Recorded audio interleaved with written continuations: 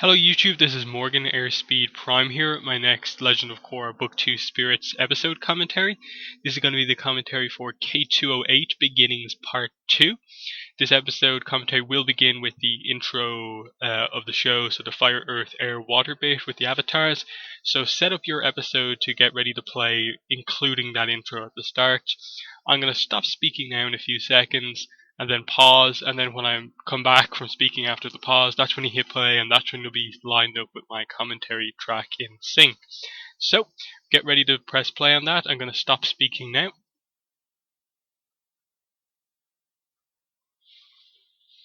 Okay, so here we have K208 Beginnings Part 2.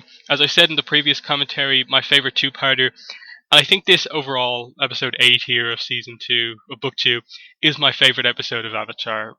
It just manages to do so much. Not only does it have basically all of the Wan-Rava relationship happen in this one episode, but it's full of action. It's got a kind of climactic end scene that's climactic battle that's kind of just right up there with the Korra climactic battle. Full of mythology, as I said, and also full of emotion. There's a lot of stuff that happens in this episode that's really impressive for the series. And just really blew me away when I first saw this with how good it was, because the crew making the show were under a lot of pressure to get this origin story of the Avatar right, while also linking into the actual core story. So it was really amazing that they did it this well and really not just got level with the expectations, but it really blew them away. So we cut back to Korra, showing us that, okay, she's listening to this story, she's hearing this, and Rava is explaining what's up. And Wan is kind of completely right here. We see straight away at the start of the episode that Wan is the more complete character here. Rava really looks down on humans, much like most of the spirits we've met so far, and she doesn't really treat him like any sort of person like who could be considered an equal. And when he says, this world is for everyone, he's not like saying like maybe stuff that I've been saying that like, okay, much of the cause of this is because spirits are living here. He's saying that this world is meant for all of us, and what you were doing was affecting everyone. And she didn't listen to that. And one of the big things here is that she's going to learn from Wan, which I think is a really cool thing that they did in this episode.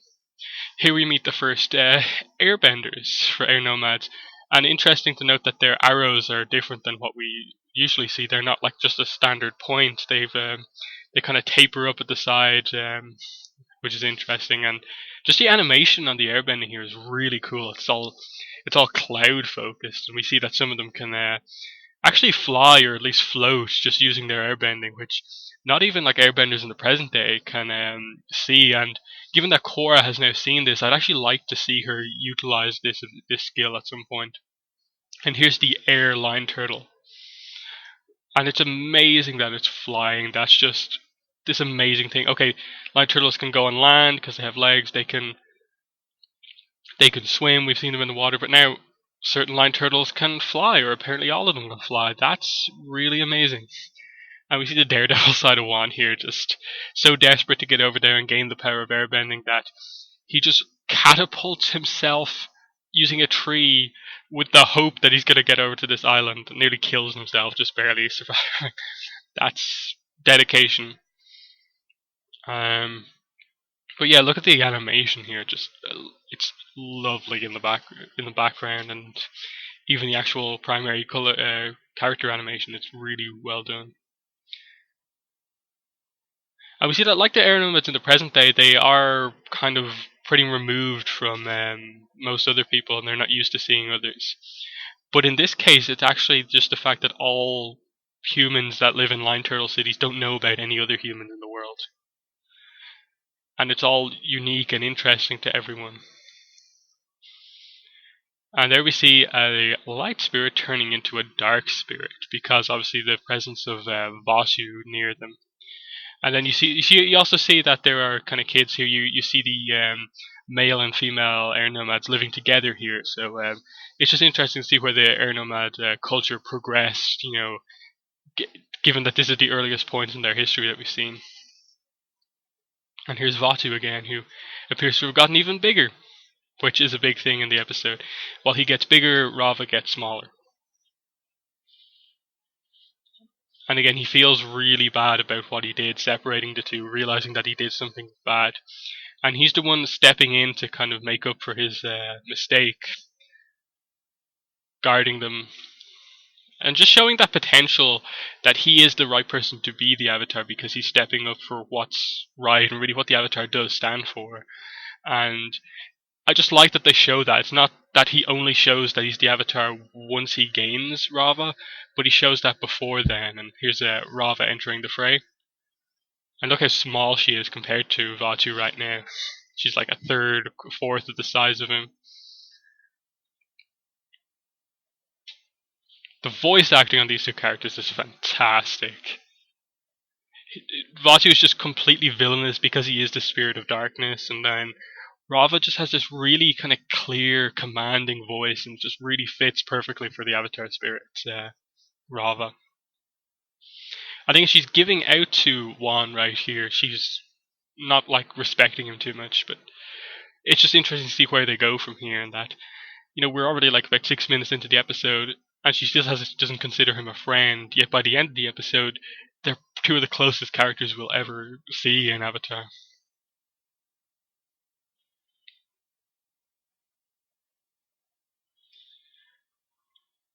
And here's the explanation for why she's shrinking and why Vatu's getting bigger.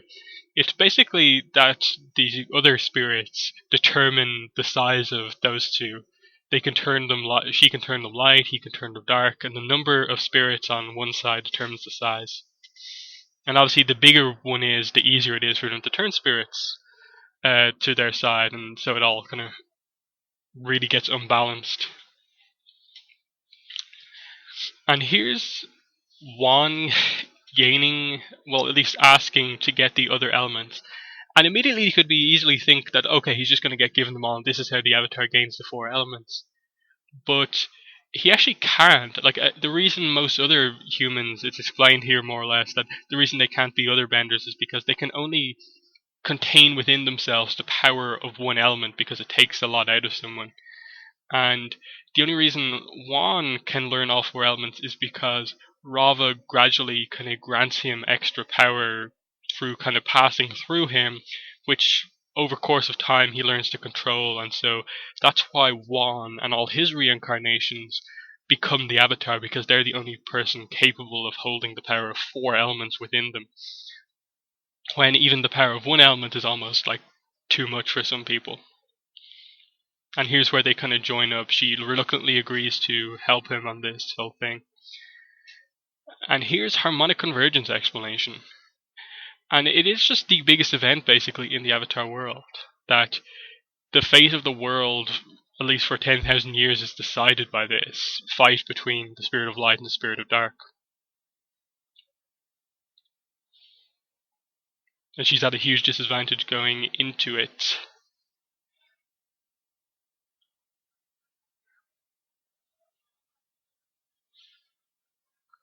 And then, like we saw in the last episode with the spirits kind of going into humans and then kind of changing them into kind of part human, part spirit, we see that there's so much danger involved in just spirits passing through humans to grant them power. And here, it works for Juan, and he gains extra power, in this case, the power to airbend to a certain extent. And he instantly realizes the difference in the kind of flow of that energy using airbending. And there's the important explanation going into the final episodes, where neither of them can completely ever destroy each other. They'll always be reborn within the other one. It takes time for like them to reform, and during the time they're reforming, the other can basically control the world effectively. So if Rava's destroyed, Vatu can basically cover the world in darkness, as she just says there. Love the music here. This is probably my favorite music piece from the whole show. It's just really fantastic. Great montage where you just see him learning the power of water and earth. And then the whole idea that there's a north and a south pole which have the spirit portals in them. Siwang Desert line turtle, interesting. And this is the important explanation from Rava that humans have lost touch with each other, and then one explains that most humans don't know that there's other humans, and then she just says that all humans are selfish because of that. But again, it comes back to the fact that spirits living in the human world are the reason why they're so separate and apart, and the reason they have to almost be selfish just by definition to survive, because they're at such a disadvantage living in this world. And it's only through the line turtle's help that they even survive right now.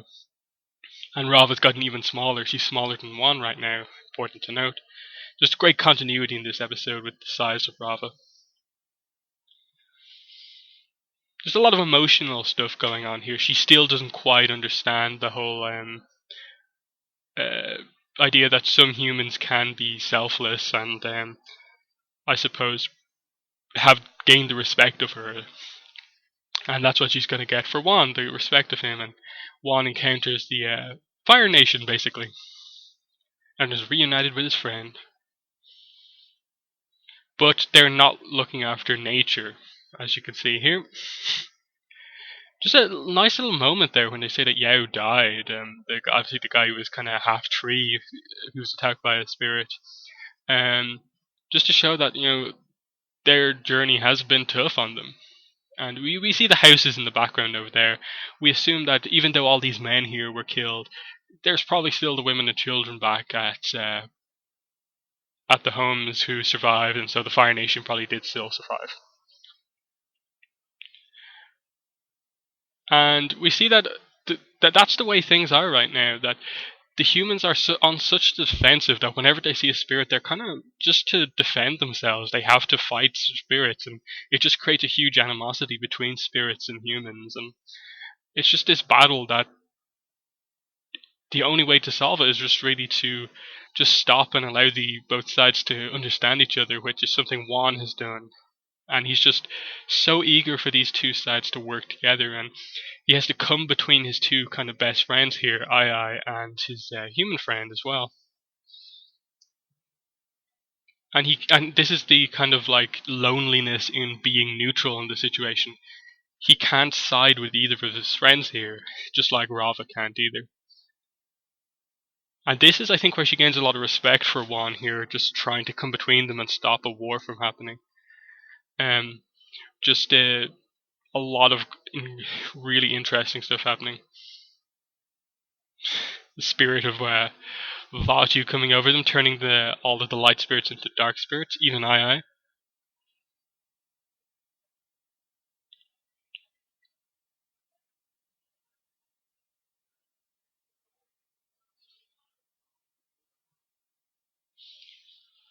And Juan using his airbending to kind of defend both sides and keep them away from each other. But he's not quite powerful enough like this to fully do it. And it's just the kind of intensity and eagerness of Juan to do this, to just stop these two sides fighting. Here we see the first non-official use of the Avatar state. Just a complete demonstration of power, turning dark spirits back into light, and just completely showing his power and keeping everyone in awe. And that he's willing to sacrifice himself here, kind of to just stop this fighting. There's just a great level of intensity. Stephen Yeun does an excellent job voicing Juan here, but he kind of succumbs to the overload of power and can't stop the fighting happening. And Vatu's about to inform him that all of his friends have basically been killed. So, and look how huge Vatu is here. And it's just emotional that he just says that, all of them died.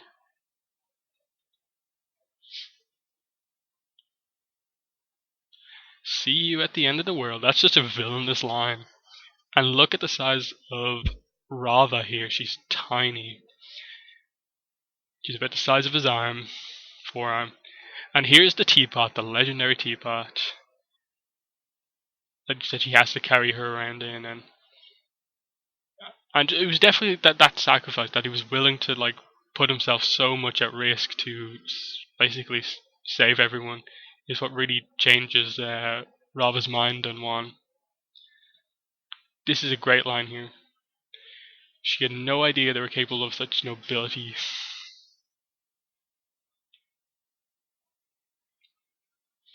And this is the other thing that Juan really teaches Rava is that to never give up. She's convinced that they're going into a losing battle here, but he is so confident. He just gives her that hope that, this is my first harmonic convergence. We'll be back for another one.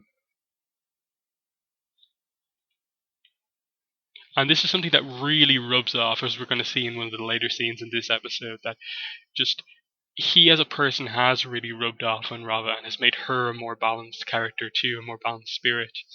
And that's the big respect that she's gained from humans, that even though she's an all-powerful spirit, she still has a lot to learn from Juan himself.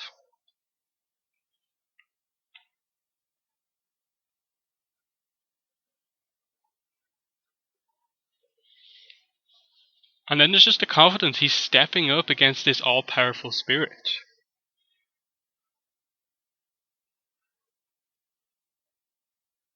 And the fight begins, and it's just really amazing just seeing the the animation on this kind of different style of firebending that we see in these kind of 10,000 years ago episodes. It just makes this fight so like visually interesting.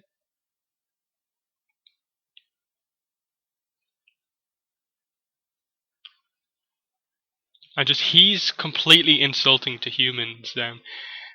And in that way, like he and Rava were kind of quite similar to start. They had no respect for humans, but she has gained the respect, and that's why she's willing to kind of, in a way, sacrifice herself to join up with Juan forever here, which gives them the advantage here, and is the same reason that they get the advantage when Korra uh, fights at harmonic convergence as well.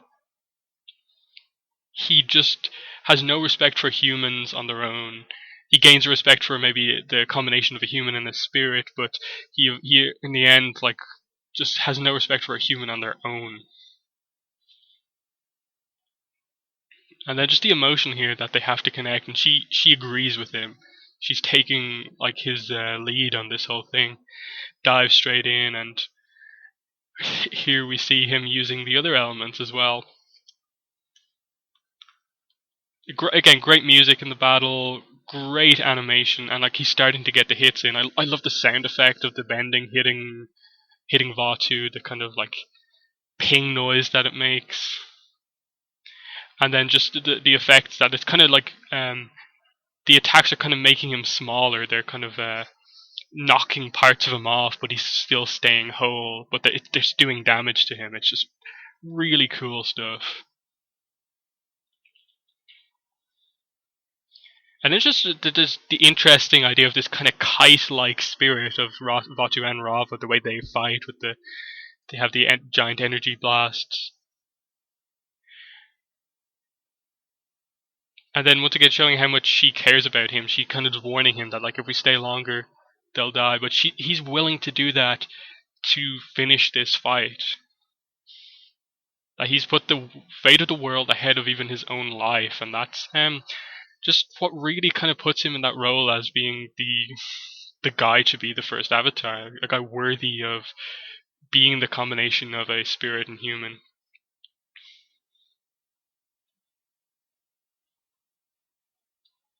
And here's the big moment that we're gonna get.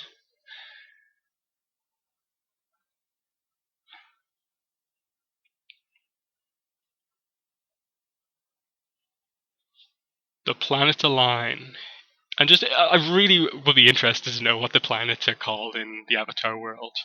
Because they're not the same ones as obviously our own worlds. I'd love to know the specifics behind that. Harmonic convergence hits, and Juan just reaches out and just uses this power to merge himself and Rava together. It could have used a little bit more explanation about how exactly this happened, but I think the last few episodes explain it well enough. And then just this sheer amazing energy just combines the two of them together to the point where he's not going to get injured, linking together. Great line, we are bonded forever. And he just absolutely owns Vatu here, which I think is really impressive. Just epic Avatar state music comes on, the classic Avatar music. Wan using all four elements at once, doing the whole classic spheres and rings of the elements, and trapping Batu in his prison in the Tree of Time.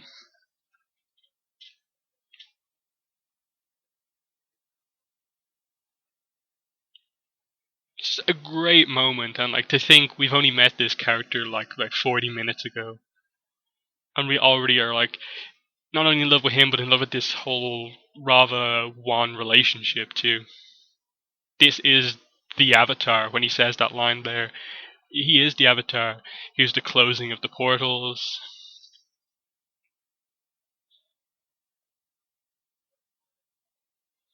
And he makes the decision that for any sort of peace to come to the world, that the spirits have to return to their own world. And both have to learn to kind of respect each other. And the spirits kind of leave on peaceful terms. And at this point in time, this is the correct decision, I think. I don't think Juan made a mistake here, keeping the two apart. I don't think there was any way for him to just realistically bring complete peace between these two warring factions without this complete separation. It obviously presents a different war that he has to stop, but I think he made the right decisions given the kind of situation he was in, and Korra made the right decision in her time as well. And it's just really tragic that you see like a new era is upon us, and suddenly the nations go to war. We assume the air nomads perhaps weren't involved, but he's forced to come in between a war between humans. And then this is just one of the most tragic scenes I've ever seen in anything. Nice continuity moment with Zuko alone, and that apparently this is the same place that Zuko walks by with those Earth discs, but I couldn't believe it when they actually had this happen where the first Avatar didn't actually succeed at bringing complete peace to the world. He made some huge kind of moves in that direction, but it didn't happen. Great line there. One of my favorite. I think probably my favorite of Korra. I will be with you for we will be together for all of your lifetimes, and we will never give up. Just Rava saying we will never give up is that key moment that like she's learned from Juan that at that moment he'd given up, their positions had been reversed, going into harmonic convergence. She was the one willing to give up. Now she's the one to give him hope, and the most important hope, in that the Avatar has become this reincarnation cycle. It's just this amazing emotional moment that this is the start of the Avatar cycle, and also the tragic death of Juan on screen. It's just like, wow, we only met this guy 40 minutes ago, and you already care about him so much. And then we cut back to Korra, who wakes up, she remembers things, and we get the revelation of why Sky Bison still exist at this point in time. The fire stages have actually looked after some of them bison since the 100-Year War. And then there's the link into the Korra story. The next harmonic convergence is only a few weeks away. She now knows about it, knows what to do. She gets a bison and she's off.